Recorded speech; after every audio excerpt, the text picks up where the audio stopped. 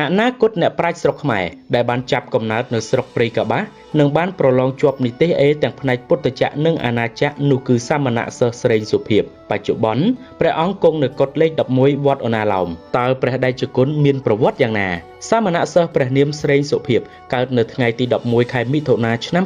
2004នៅភូមិព្រៃកបាសឃុំព្រៃកបាសស្រុកព្រៃកបាសខេត្តតាកែវព្រះអង្គជាសាមណសិស្សដែលខិតខំស្វាធ្យាយក្នុងការសិក្សារៀនសូត្រនឹងក្លាយជាសិស្សលេចធ្លោរហូតព្រះសិរីកុសលសុំសុខាព្រះប្រធានពុទ្ធកសមាគមកម្ពុជារដ្ឋបានចាត់ទុកថាជារឿងប្រវត្តិសាស្ត្រដ៏កម្រនៅថ្ងៃទី8ខែតុលាឆ្នាំ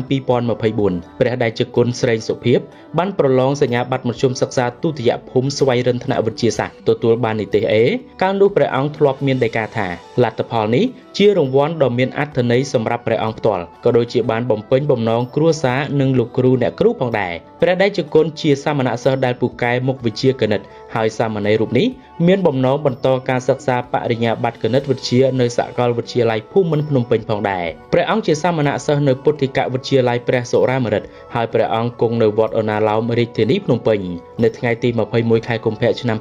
2025ព្រះតេជគុណបានប្រឡងពុទ្ធិកមធ្យមសិក្សាទុតិយភូមិបាក់ឌុបបាលីហើយលទ្ធផលទទួលបាននីតិអេល្អប្រសើរក្នុងចំណោមសាមណសិស្សដែលប្រឡងពុទ្ធិកមធ្យមសិក្សាទុតិយភូមិមានតែព្រះតេជគុណស្រេងសុភាពមួយអង្គប៉ុណ្ណោះដែលបាននីតិអេខណៈព្រះសង្ឃទទួលបាននីតិបេមាន2អង្គប៉ុណ្ណោះក្នុងចំណោមសាមណសិស្ស103អង្គនាក់ចំពោះការប្រឡងពុទ្ធចក្រមាន14មុខវិជ្ជាគឺទី1ភាសាបាលីទី2ព្រះធម៌ទី3សាសនាប្រៀបធៀបទី4ភាសាសំស្ក្រឹតទី5អក្សរសាស្ត្រខ្មែរទី6ភាសាអង់គ្លេសទី7គណិតវិទ្យាទី8រូបវិទ្យាទី9គីមីវិទ្យា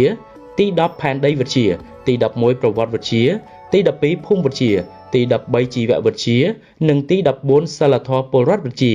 រីឯវិស័យអាណាចក្រមាន7មុខវិជ្ជាគឺទី1អក្សរសាស្ត្រខ្មែរទី2គណិតវិទ្យាទី3ជីវវិទ្យាទី4ប្រវត្តិវិទ្យាទី5គីមីវិទ្យាទី6រូបវិទ្យានិងទី7ភាសាបរទេសដើម្បីក្លាយជាសិស្សពូកែម្នាក់ព្រះតេជគុណធ្លាប់មានដីកាក្នុងសារព័ត៌មានថាការឆ្វេងយល់ពីចំណុចខ្លាំងឬខ្សោយនិងការចេះបែងចែកពេលវេលាសិក្សាឲ្យបានច្បាស់លាស់គឺជាគន្លឹះសំខាន់ដែលនាំឲ្យបាននីតិល្អជាពិសេសត្រូវទុកមុខវិជ្ជាលំបាកជាអាទិភាពចំពោះមុខវិជ្ជាមេរៀនត្រូវព្យាយាមមើលឲ្យយល់និងអនុវត្តជាប្រចាំដំបូងត្រូវចាំហើយត្រូវមើល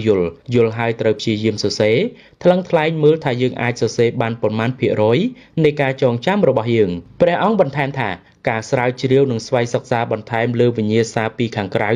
ដូចជាអត្រាកំណែចាស់ពិតជាសំខាន់សម្រាប់សិស្សការរៀនបន្ថែមបែបនេះគឺជួយឲ្យសិស្សដឹងពីកម្រិតវិញ្ញា